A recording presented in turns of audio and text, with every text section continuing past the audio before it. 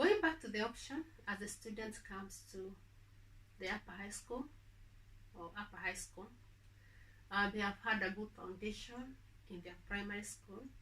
They have had a very good and firm foundation in their lower secondary school, where they do all subjects, including the extracurriculum, vocational trainings, and other trainings.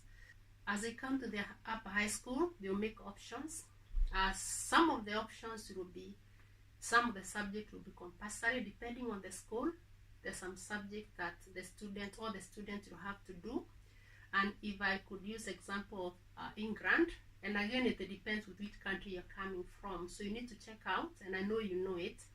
But if I could use the example of England, as the students come to upper high school, they'll choose their GCSE subjects, and as they go to college or A-levels, they'll choose their GCE subjects. And some of the subjects will be compulsory depending on the school, and others they can take options, and they'll be guided. Coming back to the options now, after the students have had a very good and firm foundation in their primary education all around, through their lower secondary school, all around education, as they come to take their options in the upper high school or upper secondary, depending on the country that you're coming from, because every country will have the right strategy when it comes to taking options. But if I could speak on behalf of England, when the students come to upper high school, they have to take options for their GCSE or their GCE, their A-levels subjects. So it will depend with whether these subjects are compulsory or they have got a choice. Most of the schools will have subjects that are compulsory, that every student, when they're taking their options, have to take. And of course, they'll be given other pathways in other subjects, depending. However, when it comes to making the choices or the options, I want to share some top tips for picking GCSE or A-level options, and also depending on whichever country you're coming from. And number one is pick subjects that you are really good at and can achieve the highest grades in. Do not pick subjects that you struggle with unless the subject is compulsory for your choice or career path. If the subject is compulsory, of course, you have to take it depending on the school you're going to or depending with your country. If it's an option, it's okay. Whether it is compulsory or option, you are going to get the best support from your school, from your subject teachers, other staff, and other education stakeholders in your school, in your learning institution, and even their parents and guardians. Number two, pick subjects that are compulsory for the career you wish to pursue. For example, when it comes to medicine and surgery in the United Kingdom, almost every university expects you to have A-level chemistry. You have to do A-level chemistry. Other universities may require that you do biology and chemistry for your A-levels. So you need to choose carefully, especially when you're coming to A-levels.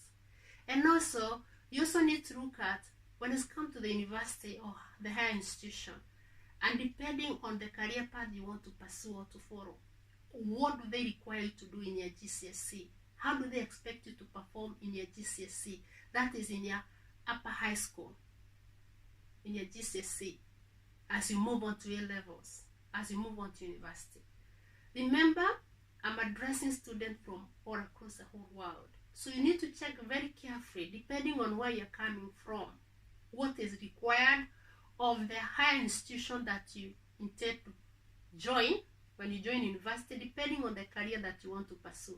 I just gave an example of medicine and surgery. There are many other careers that you want to do, so you need to do thorough investigation. You need to be very careful to know what you're doing, so that you lay for yourself a very good and firm foundation. Number three, do your research. find out what you have to do if you study this subject.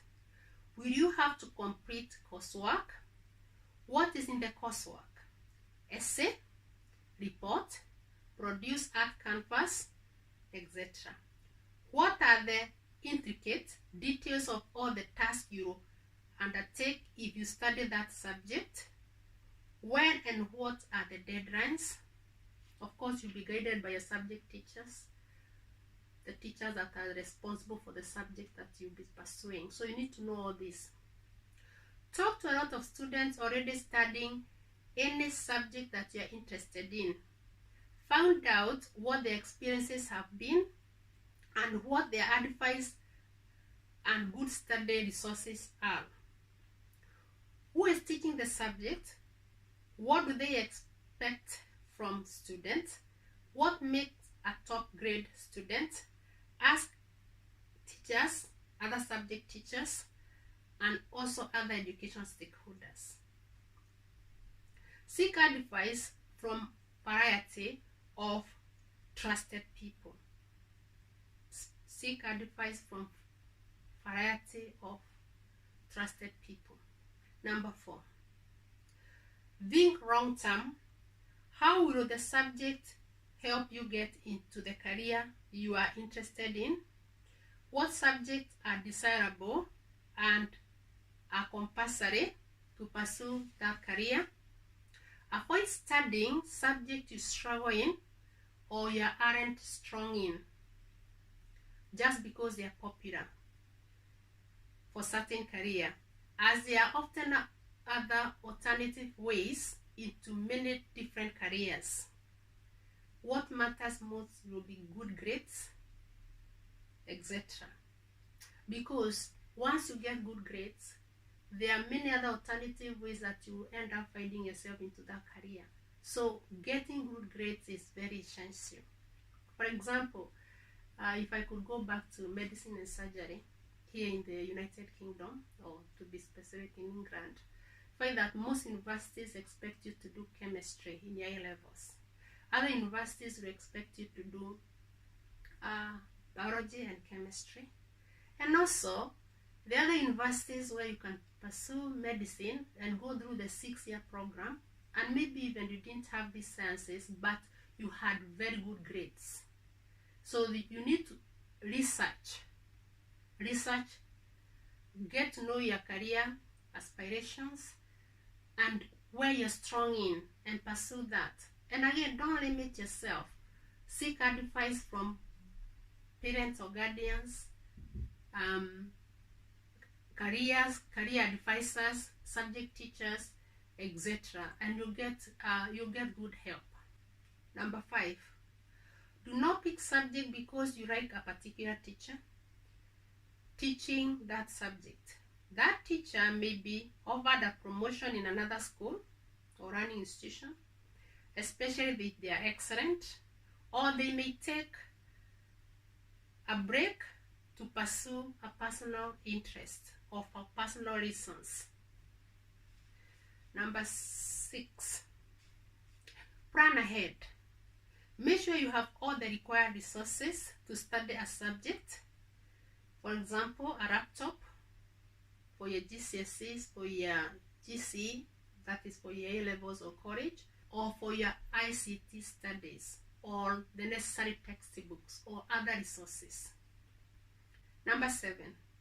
Double check your option subject that you have applied for carefully. Make sure you have written the correct details in the form or in the application form.